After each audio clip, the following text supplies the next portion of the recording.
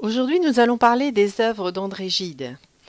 Comme vous le voyez sur ces images, les œuvres d'André Gide sont très nombreuses. Ce sont des romans, mais ce sont aussi des œuvres autobiographiques ou même des œuvres à portée philosophique, des essais. Les premières années de Gide, ce sont des années consacrées au symbolisme. À chaque fois qu'il opère une transition dans sa vie littéraire, et à chaque fois cette transition se fait grâce à l'amitié. Elle a une influence essentielle sur son œuvre et on peut le percevoir par sa correspondance très abondante, une correspondance en général destinée à des célébrités dans le monde de la littérature et de l'art. Un poète qui a joué un rôle important, qui était un des premiers amis d'André Gide, c'est Pierre Louys, qui a finalement introduit Gide dans les milieux symbolistes. Il lui a fait rencontrer Claudel, Debussy, Paul Valéry et surtout Stéphane Mallarmé. Ces auteurs-là ont eu une très grande influence sur lui, particulièrement Mallarmé, puisqu'il avait vraiment un enthousiasme particulier pour ce que disait Mallarmé. Et cet enthousiasme, on le sent dans les cahiers d'André Walter que Gide a écrits. Et à ce moment-là, on comprend que les jalons de l'écriture de Gide sont vraiment présents dans son esprit. Effectivement, sur le plan esthétique, on sent déjà un désir d'idéal, un désir absolu d'idéal. Sur le plan spirituel, on sent que Gide considère que l'artiste est quelqu'un d'immortel. Il a le culte de la vie éternelle. Sur le plan personnel, il recherche un bonheur d'abord terrestre, et enfin sur le plan intime, on sent une tension entre l'âme et la chair qui est présente déjà dans les cahiers d'André Walter. Donc l'influence de la littérature symboliste sur son œuvre.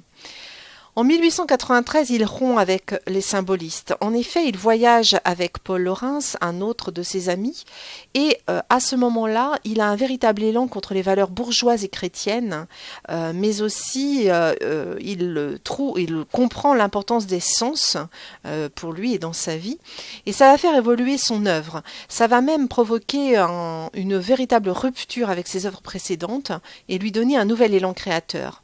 Il va écrire par exemple Palude. Dans cette œuvre, il y a d'abord un texte qui est énoncé par le narrateur, qu'il appelle le journal de Tityre, mais aussi un récit encadrant qui explique son projet d'écriture. Donc c'est une sorte de mise en abîme, et on retrouvera d'ailleurs cette mise en abîme dans Les Faux monnayeurs plus tard. Également, il écrit Les nourritures terrestres. Dans ce livre, chaque partie a une structure autonome, ce qui fait que le lecteur peut circuler librement dans le livre. Donc c'est vraiment, dans ces œuvres-là, l'apologie de la vie et les plaisirs du sens, ou des sens. On peut dire que c'est finalement la seconde période d'écriture d'André Gide. Ça va même être, ces œuvres-là en particulier, vont être des références pour toute une génération. Deuxième période, celle de la NRF, la Nouvelle Revue Française que vous avez ici. Elle est créée en 1908.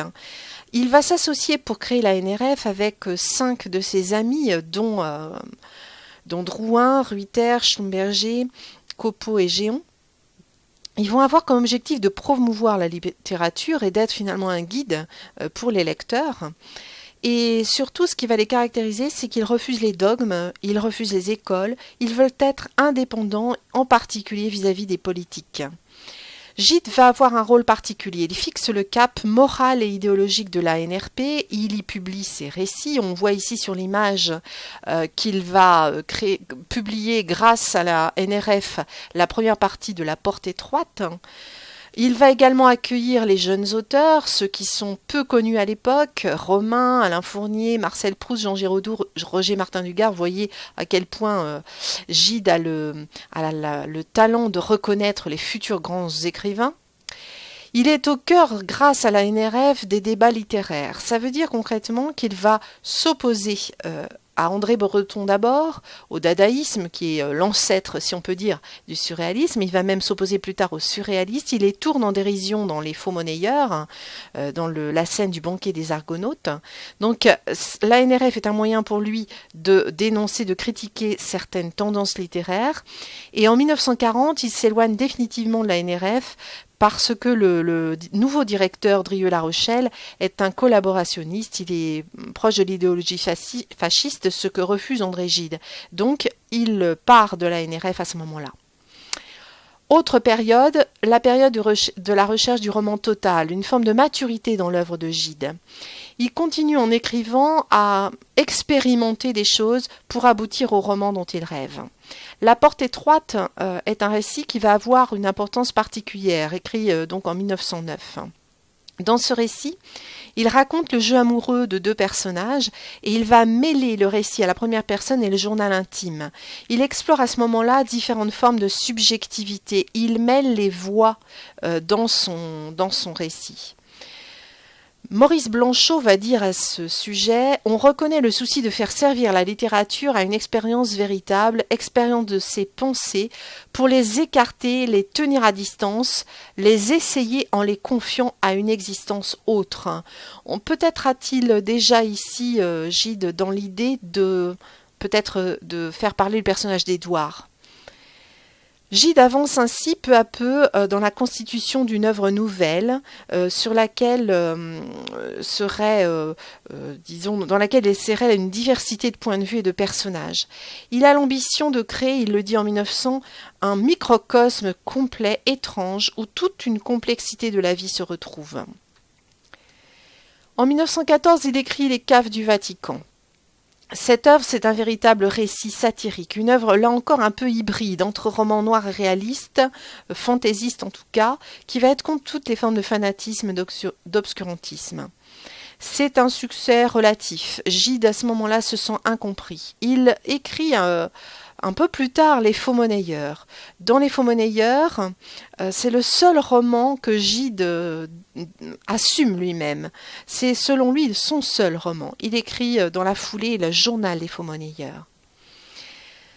Ce récit, il dit de ce récit, il me faut pour écrire bien ce livre me persuader que c'est le seul roman et le dernier livre que j'écrirai. J'y veux tout verser sans réserve. Deux autres textes vont être contemporains de l'écriture des Faux Monnayeurs et sont aussi importants. Corydon, qu'il écrit en 1924, cette œuvre prend la défense de l'homosexualité. Il fait dialoguer 4 personnages, un médecin, Corydon, un amoureux et le narrateur. Cette œuvre proclame une certaine... fait l'apologie, en tout cas la défense de l'homosexualité, avec des arguments sociologiques, historiques et artistiques, dans un contexte qui n'est pas facile pour Gide, puisqu'à cette époque-là, l'homosexualité est condamnée, y compris judiciairement. 2 ans plus tard, il écrit Si le grain ne meurt. C'est un peu la même idée, c'est toujours un récit sur l'homosexualité, mais là du coup, du point de vue autobiographique. Il raconte son expérience de l'homosexualité, donc dans ce livre.